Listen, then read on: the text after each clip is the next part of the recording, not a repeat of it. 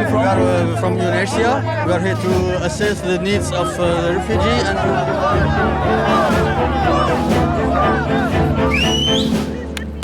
The simulation is over!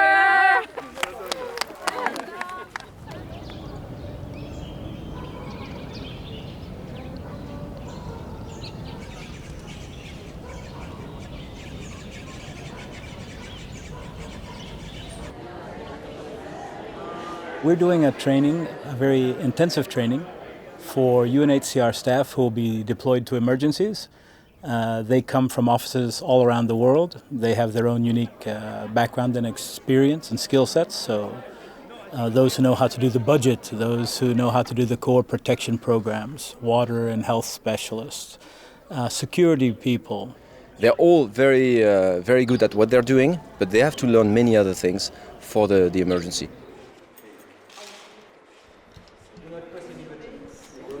They covered an overall perspective from site planning to first aid, protection, emergency response. People come with their expertise and experience in their field of work, and then they realize how everything fits together and how it's all linked to respond to an emergency or just also a regular operation. Here you follow the longitude, you follow the latitude, and this is where you are on the map. The participants are actually trying to learn how to use a GPS device, which will be very helpful for them to find their position, because the emergency deployments are very often in a place they don't know. For example, if you travel with a car and you get lost, then you need to be able to report to the office exactly where you are, so that we can assist those persons very quickly.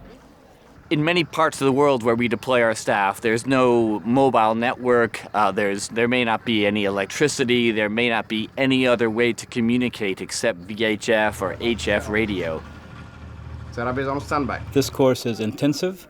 It has some classroom components, but it has a very heavy central field scenario exercise. We're preparing to go for simulation exercises. We're not loading what we need on the field and then getting people to get on board. And then we go.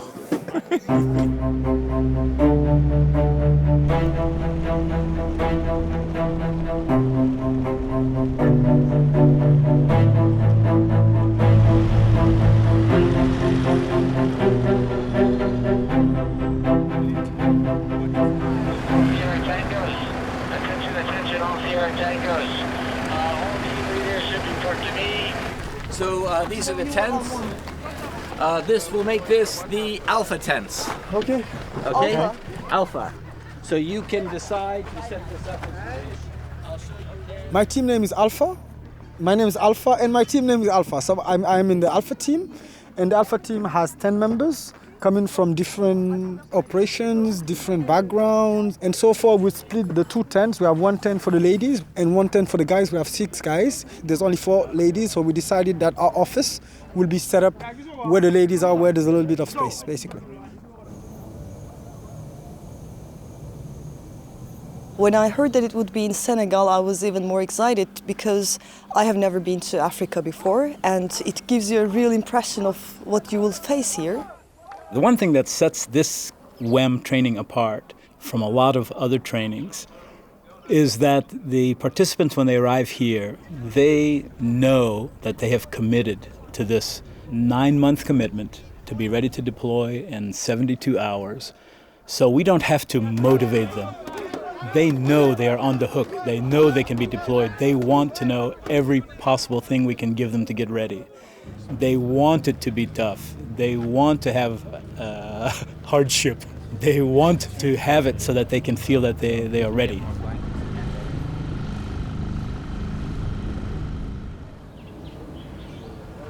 Attention all Sierra Tango stations. Please stay on the all-team channel, channel 1, until you're informed otherwise. Sierra Romeo base standing by. We have a very high number of trainers. We have almost 20 different trainers involved. These people are going to respond to emergencies. It's the front line of emergency work for UNHCR. And we know by experience that preparation pays off. I think we're really fortunate to have this partnership with the Senegalese army. They provide us the support. We've been making the simulation with them during the entire day. The military, they are very scary, by the way, the commander and his team. The actors, all the actors and all the team, they are making a fantastic effort to make it as realistic as possible. It's warm, it's hot, and you have a village, an entire village that they have reproduced there, so the simulation is very realistic here. The refugees come and you feel you're really in the real place. So like last year, we had participants coming from all over, and eventually they were deployed to Uganda. So they felt much more prepared. This is Air Tango 1-1. Is there any indication of the mines being marked on the road? How should we proceed? Over. We've just been informed that there may be possible landmines along the road. So you need to be careful while proceeding to point 007. And the first aid is there.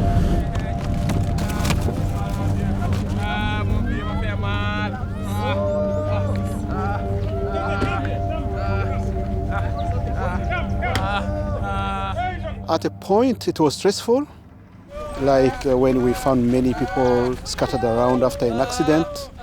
We made some small mistakes due to stress, trying to save as many people as we could.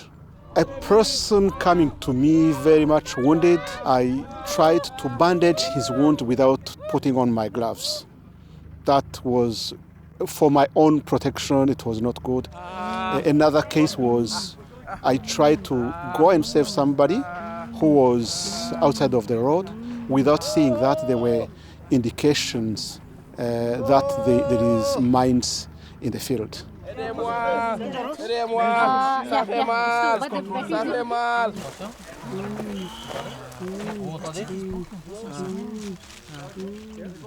It was tough.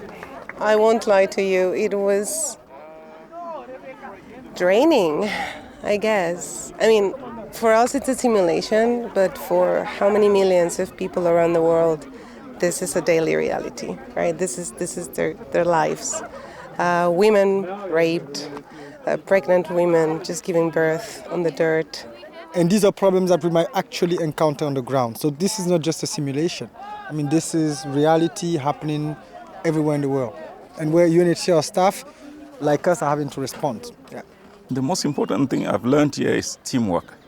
No one knows everything, so we need others, like my hand, If I want to hold something very well, I need all my 5 fingers.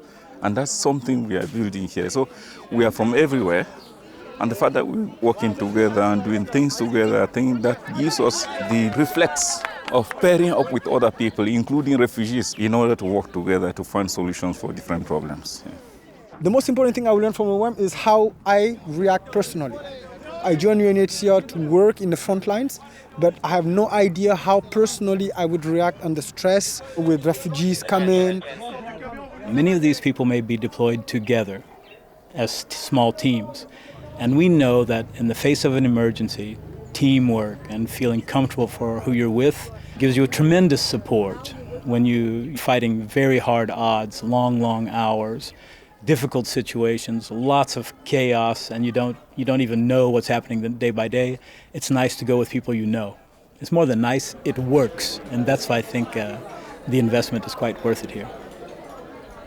Sometimes you feel you leave an exercise and you think, please give me a chance to do it again because I will do it so much better second time. But also what is important and what we talk about throughout the simulation is that it's a training, it's a safe environment for learning. So it's okay that if you feel that you failed the exercise, because what we expect that is in real life when you'll be deployed, you will do so much better. That right after this, I'll be able to be deployed. I'm hoping that we could be useful in some operations that are several now in need of VR team members, so we're ready to join the roster. Any emergency, I will be ready. Any emergency.